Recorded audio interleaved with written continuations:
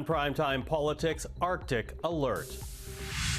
We're seeing more ships in the Arctic, and they're not only doing scientific research. The Foreign Affairs Minister unveils a new Arctic foreign policy, new ships, new consulates, new efforts to try and bolster Canada and its democratic allies. We'll get some insight from the Ottawa Bureau Chief. Also, we fully and wholly reject violence, extremism, and Islamism. The Global Imams Council opens its Western headquarters in Canada and calls on international leaders to revive the spirit of the Abraham Accords. We'll examine the impact that could have on Middle East peace. This is Primetime Politics. Hello everyone, I'm Michael Serapio. The federal government unveiled a new Arctic foreign policy on Friday, one that focuses greater diplomatic and military efforts in Canada's north as both Russia and China try to increase their presence in the region and challenge the international rules-based order worldwide. Russia is increasingly dependent on China because of its war in Ukraine. It is reversing its historic posture by opening its Arctic to China. And this is fulfilling the long-time aim of China, which has declared itself as a near-Arctic state. Russia's military is more aggressive in its incursion into the Arctic. And now China has begun to launch joint operations with Russia.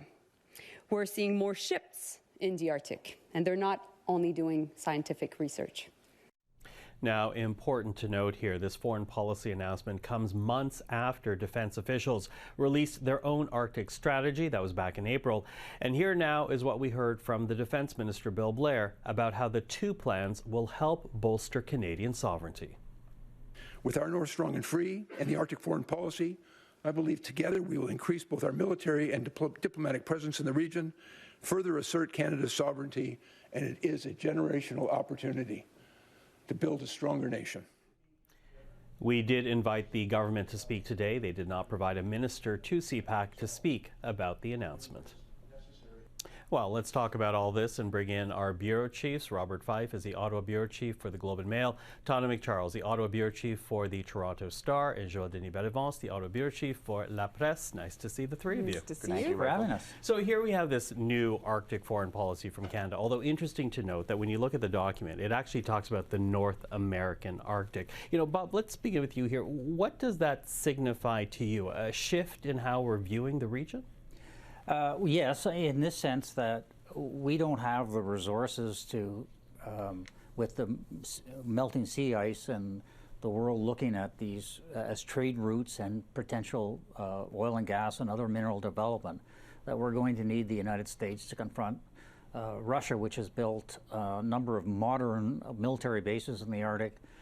China has been cooperating in them on military exercises, has been sending their own ships into the area. So I think this is a realization that if we're going to try to deal with with the threat from China and Russia, that we're going to need the Americans. They've also reached out to the other Nordic countries who are also bordering the Arctic to be able to work with Canada as well. In the past, as you know, we've always said we have to assert our sovereignty, even at the expense of the Americans. So this is a shift in terms of the thinking of the Canadian government. Yeah, a shift, you know, and when you say that, I'm thinking about the Donald Trump first term when he basically talked about Canada's illegitimate claims to the Northwest Passage. You're right, a lot of talk about Canadian sovereignty, but now North American Arctic. What do you make of the turn, Tonda? Well, look, I think that it's a bit making virtue of necessity, isn't it? They have to deal with that as a concern. Otherwise, there are many in senior policy making offices in this country that think if we don't do it, the Americans will. So asserting your sovereignty is one thing, but asserting it in concert with the U.S. is something we have to do at this moment. Like Bob said, we don't have the resources to do it all ourselves in any event. So reaching out to allies, not just the U.S., but the other Nordic countries, is not just good politics, it's good policy for them right now. But that said, I think the show of it and the political display that it was, incorporating the Indigenous leaders, the premiers, and all those ministers, was as much the message. Today, the medium was the message. I mean, it was a display, wasn't it, of strength and a flex. Yeah, flex, as you say. What do you make of that, though? Because, you know, what's interesting is this flex is coming months after the defense Arctic policy, which I'll get to in a moment. But what do you make of the show that we saw today? Well, how long will it last? I mean, this government is at the end of its mandate, basically, the Liberal government. What will the new government elected, if the Liberals are defeated, what will it do with that kind of policy? Will it start anew? Will it launch a new task force, a new thinking? There was a lot of work done within Foreign Affairs on this issue, but there was a lot of pressure coming from the United States for a while. I think Bob is right. We cannot patrol this on our own. And there is such a state as Alaska being north also that has an interest. So that's why the United States is using this to probably to impose, not impose, but suggest some routes to Canada as to how we should defend it. But will the dollars also flow with that kind of policy? Because this is not only naming an ambassador to the Arctic. From Canada's perspective, we need to invest to secure the North in a big way, and that means military spending increase in the North as well. Yeah, and what does that military spending mean? Does it mean roads to the North? Does it mean deep water ports to the North? Does it actually mean arms, icebreakers? Yeah. They talk about icebreakers. A lot of money for a government that's already very much in the red. You know, Bob, Joël-Denis was talking about how this has been a priority for the United States, and we heard that out of the Trump dinner as well that Trudeau had Friday night, rudely after our last panel. But I mean, we've heard. But we did wonder just how that relationship would be leveraged. Yeah, and we wondered saw it. most vocally by Tonda MacCharles. But you know, the United States has said the Arctic needs to be Canada's priority. We've heard that from our NATO allies. We've heard that for quite a long time. Is Canada coming late to the game, Bob? Yeah, it's late to the game. You know, it's the old story about Canada. Is we talk a good game, but when it comes to money, you look around and they've gone to the washroom. Is what John Manley has said. The way our NATO allies look at us, and you know, this policy, frankly, a year in the making to come up with what. An Arctic ambassador and setting some consulates in Anchorage, in Alaska, and in Greenland. It's kind of a disappointing, feeble effort from my viewpoint. $34 million being spent on this. I'm surprised that they didn't put this together with the defense policy that was announced in April, because that was the real issue here. You know, they are doing some stuff for sure. We're going to get drones, and we're going to get underwater surveillance measures. We're going to get more tactical helicopters. We need icebreakers. This is going to take a considerable period of time. All of this, basically what our allies want us to do is to have a really significant military presence in there. And we've made the commitments, but commitments, we haven't seen the dollars flow. Yeah. And the commitment, in fact, all of the reasons why they outlined the concerns of Russia and Russia working with China and Russia having, you know, invaded Ukraine and being evicted from the Arctic Council.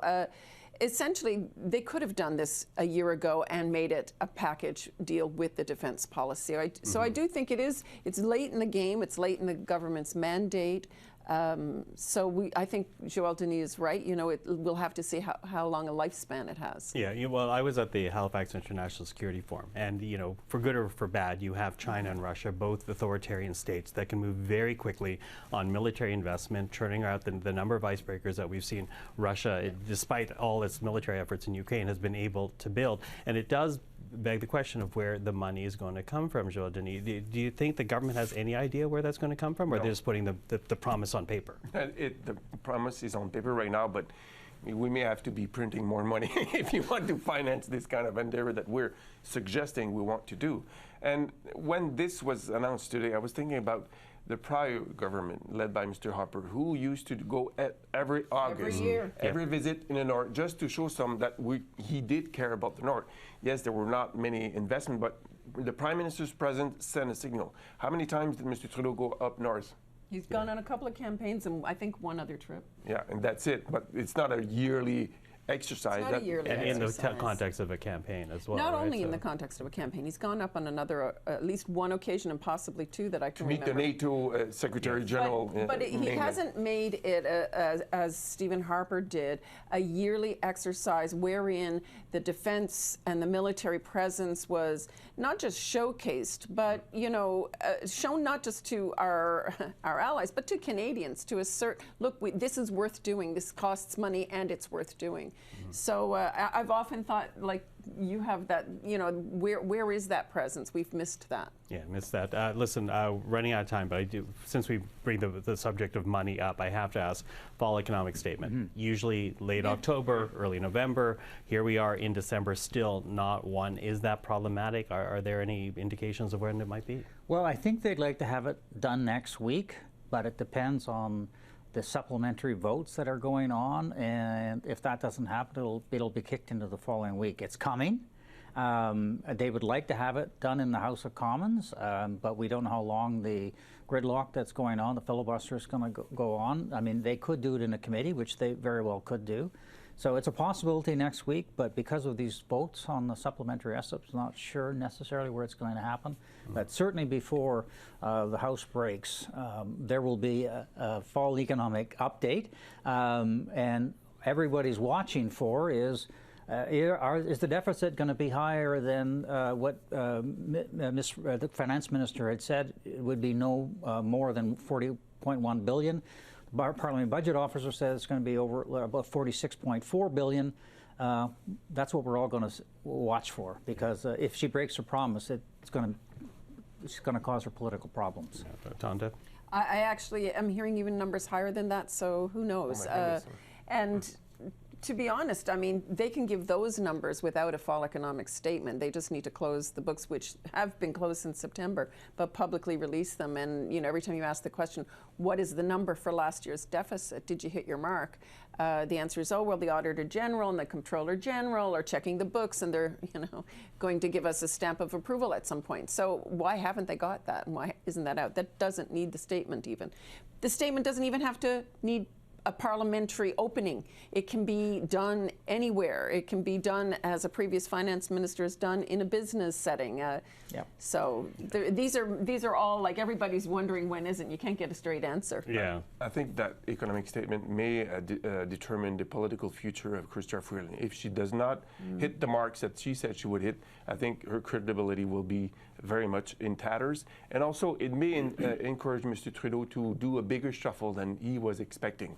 Maybe to bring new life into the finance department and the finance department leadership, because I think the Liberal government is also playing its credibility on this one. Okay. Well, I don't know if it's good or bad, but technically it's fall until December the 21st. Just putting it out there.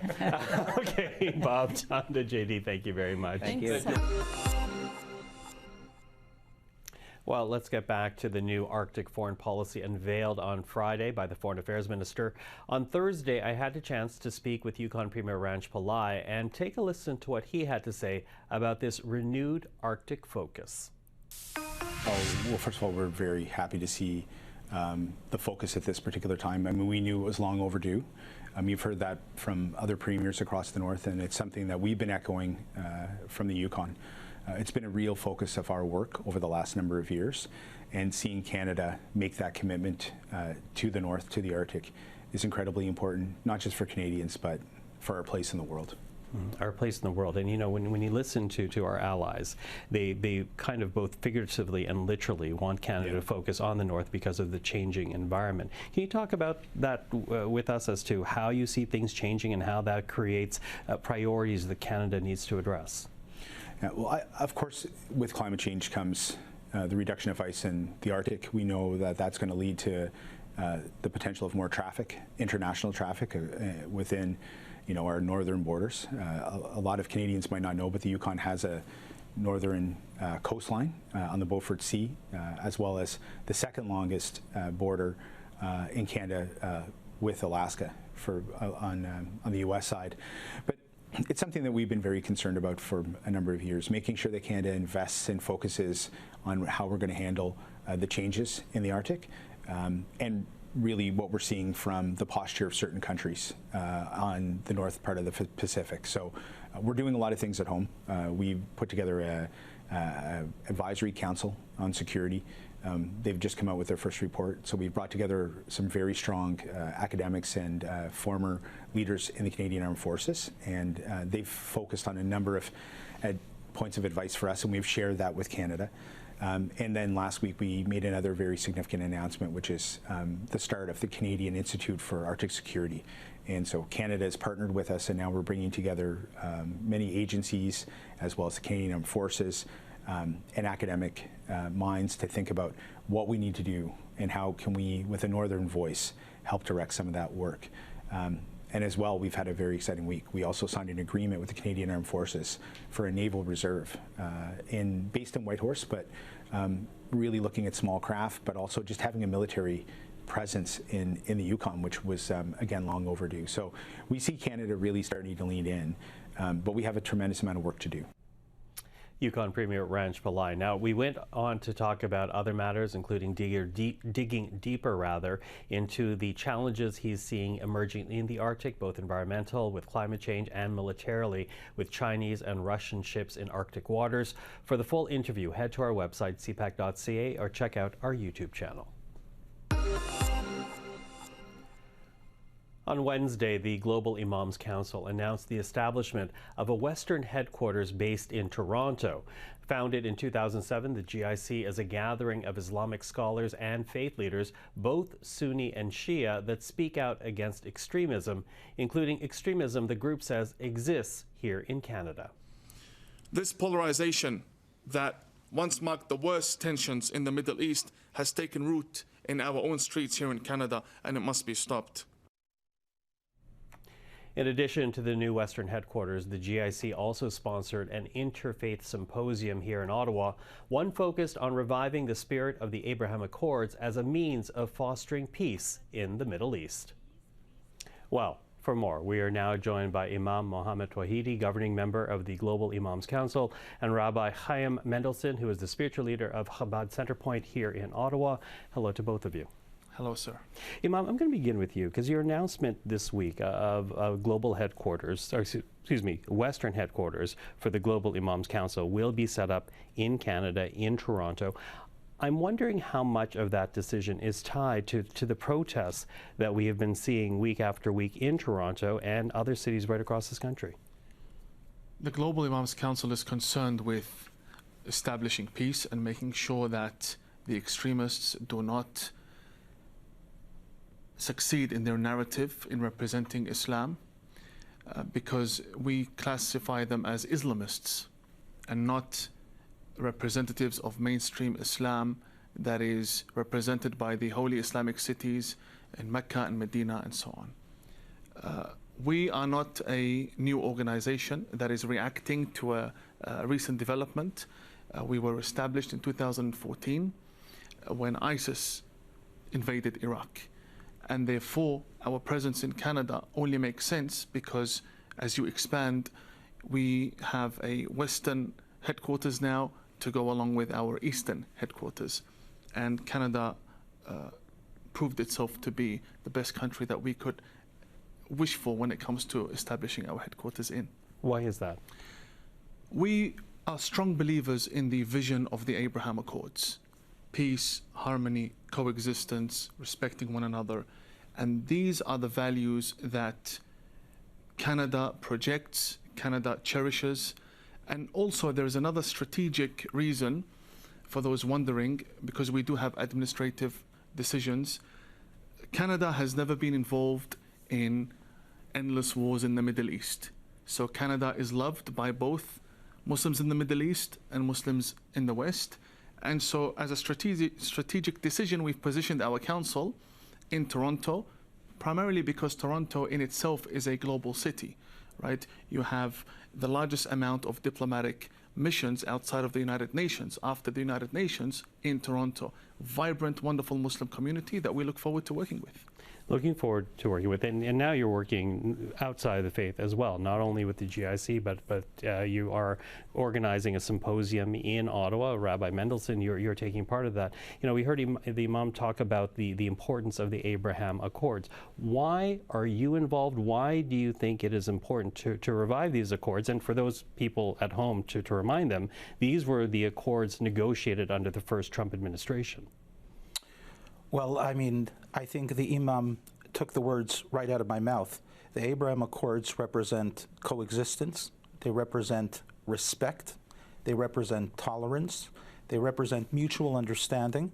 And I think this is what the vast majority in the Jewish community and in the global community really want.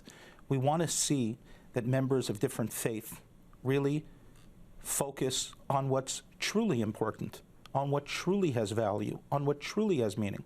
This symposium that's being held here in Ottawa gives the opportunity for the world to see the coexistence and actually, I would say even more than coexistence and more than tolerance, I would say a level of love and respect that we ought to be sharing for each other, and that really should be natural.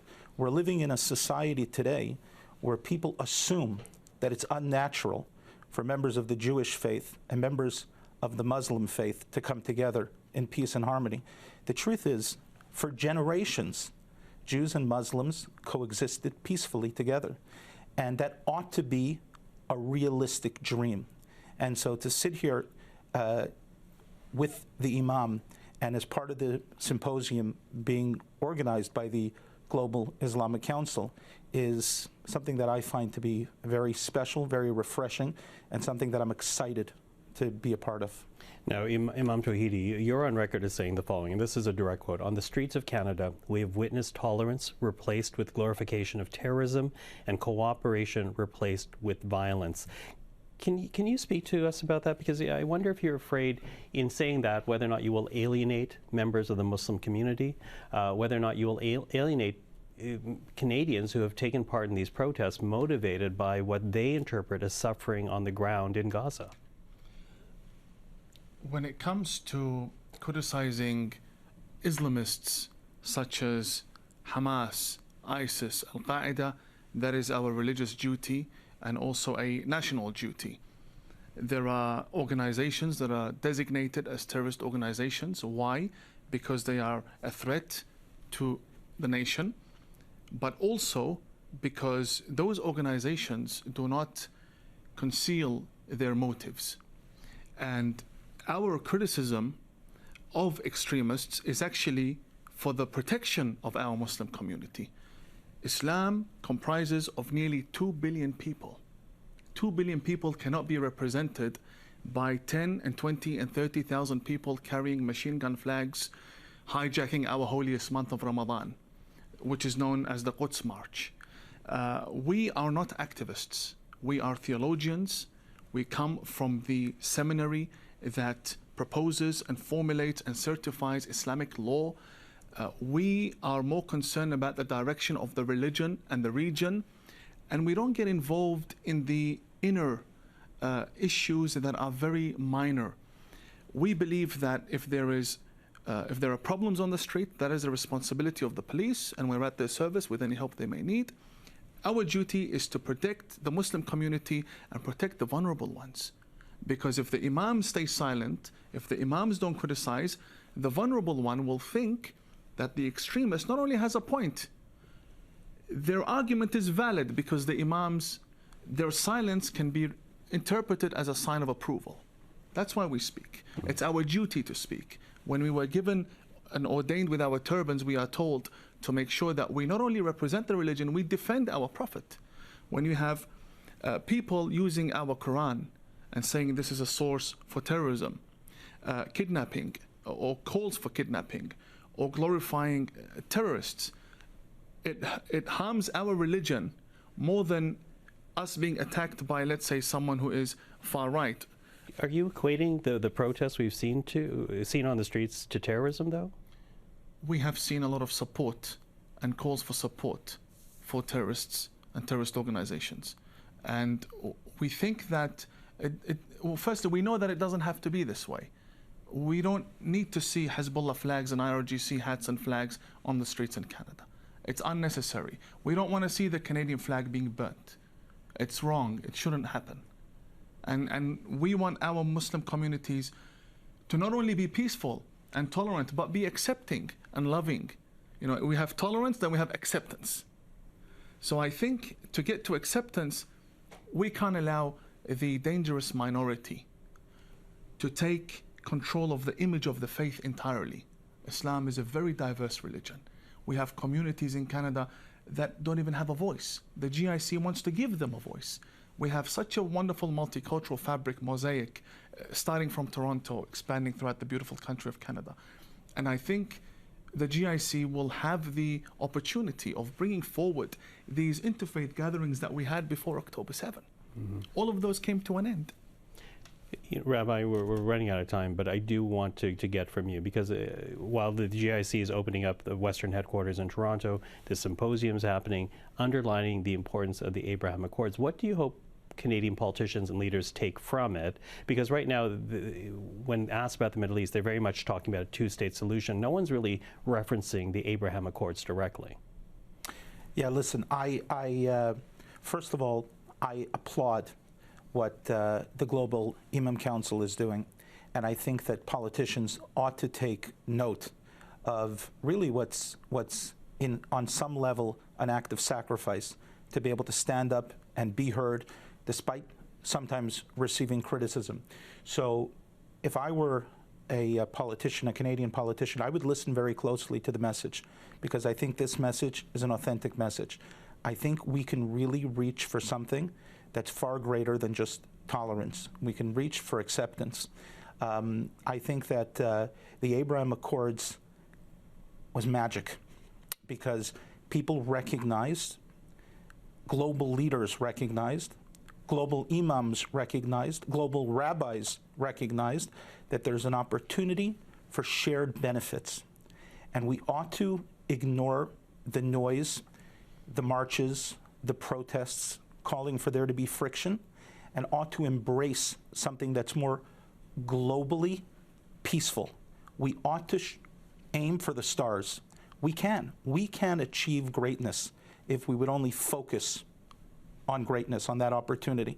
And the problem is that sometimes, I believe, Canadian politicians and politicians from all stripes sometimes get so caught in the internal divisions and don't recognize the great opportunity for true growth.